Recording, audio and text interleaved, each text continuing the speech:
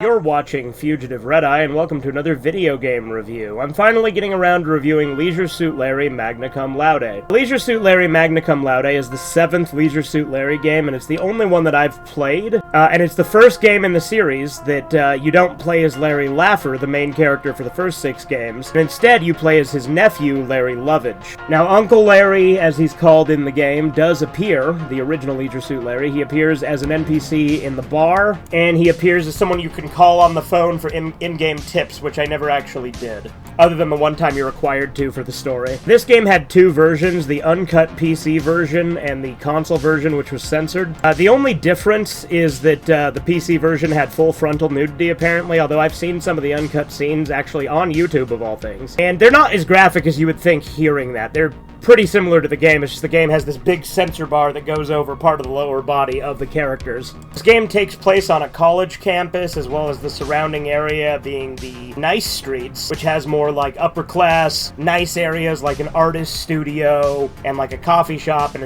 a dance club. And then the crappy streets, which have like a pimp, a strip club, a shady grocery store, and a bar. The main premise of the game is that Larry is competing in a reality show called Swingles, which is a show kind of similar to The Bachelor or The Bachelorette, with the difference being that Larry is initially competing to be on the show, and then once he's on it, he's able to pick between the chicks out of the 3 contestants there and choose one of them to have sex with. In order to earn the right on the show, he has to pick up a set amount of chicks each round of Swingles and get some sort of memento from them after either having sex with them or whatever their final scene is, because it's often not a sex scene. There's actually only 2 or 3 sex scenes in the game. The actual gameplay consists predominantly of mini-games. There's a talking mini-game where you move a little sperm up and down on the screen. You hit the green options for the good dialogue and the red options for the bad dialogue, and the bad dialogue obviously takes away your progress with the character. Good dialogue progresses it so that you can get a date with the chick. Sometimes the bad dialogue options are really funny, though, so sometimes it is good to get some of the bad dialogue options and actually hear them. Other mini-games include bouncing on the trampoline and having to hit buttons in a correct pattern, like a rhythm game. In fact, there's a lot of them that are very rhythm game-esque, just different variations of it. There's a dancing one, a drink mixing one. Then there's one that's sort of a parody of Tapper, where you have to, like, slide the drinks down to the people at the end of the bar. But there's different variations where you have to, like, hand out flyers, or catch paper airplanes, or stuff like that. I'm gonna be honest, that Tapper one is my least favorite. I always skipped it. And what I mean by skip is this game lets you collect a bunch of secret tokens by just exploring and interacting with random stuff in the world. You can usually skip mini-games by just using a set amount of secret tokens, which I end up doing quite a bit for some of the more irritating ones. It's like 5 secret tokens, I think, to skip a minigame. The Tapper one I always skipped. Some of the dialogue ones I skipped later on because some of them can get really annoying with some of the additional mechanics, like being drunk or getting frozen, and things like that actually make it really annoying at times to actually get enough points to win. The game also uses adaptive difficulty. If you lose a minigame a bunch of times, it asks you, do you want to lower the difficulty, which I always did when I had that option. And then if you do really good to minigame back-to-back, it'll ask you if you want to raise the difficulty, which I always tried to avoid, but sometimes when I'm mashing A too quick, I would do, and I'd be like, fuck.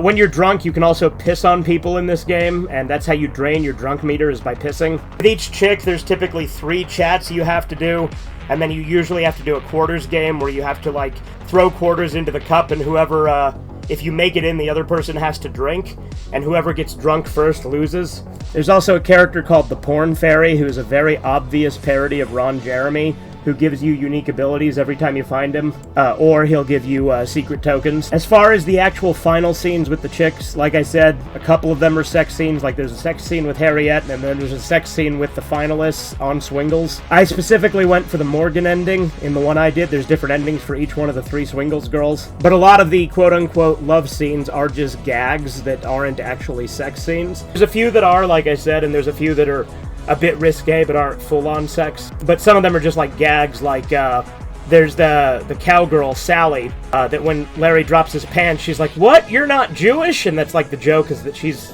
portrayed as this redneck cowgirl, but she's actually, like, Jewish. Or, like, there's Coco the Mime, who's revealed to have a dick, so it's actually a tranny. The actual gameplay can be really janky. It can be really fun at times, too, with some of the minigames. Like I said, some of the minigames I liked, other ones I tolerated, and some that I straight up hated. But as you can probably imagine, the bulk of the appeal of this game is the humor.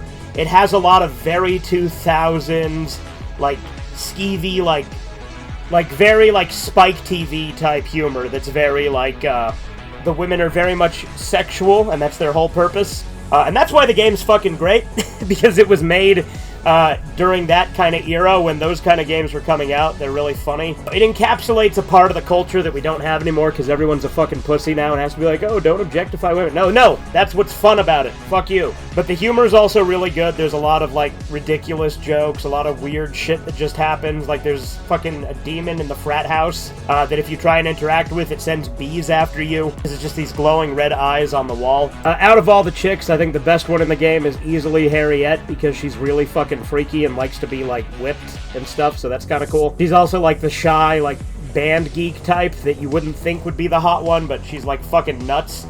But yeah, it's a game that was made for a male audience, and it fucking knows it, and that's what I love about it. Like, it's not trying to appeal to everybody. It's just a, you know, smutty, slimy kind of game, and it embraces that, and that's why it's fucking awesome. There's also chase mini-games that you get with some of them that is like, the Benny Hill theme plays when you're running around, and that's kind of funny. Overall, it's a game that embodies everything I loved about Spike TV, so obviously it appealed to me. It definitely doesn't appeal to modern sensibilities, but that's what's funny about it, and that's why it's good. Like I said, the gameplay leaves something to be desired, with some of the mini-games being absolutely abysmal, but for the most part, they're tolerable. Even a lot of them are fun. There are some grindy portions where you have to get money to buy outfits for some of the dates that you have to go on, and then you have to accessorize those outfits by buying other stuff. And I literally had to look up where to buy some of the shit because it's not exactly obvious. I suppose I could have easily used the phone to call Uncle Larry, but that also costs money in the game, and I was trying to buy all the shit without having to grind too much. The easiest way to grind is to do wet t-shirt contests, because I think you get $10 at the end of each one, and that's way better than the $5 you get for the drink minigame.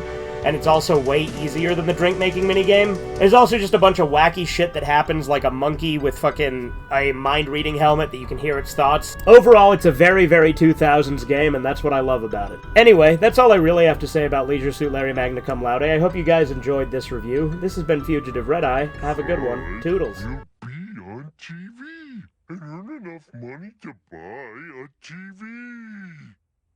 TV. Subscribe to Fugitive Red Eye.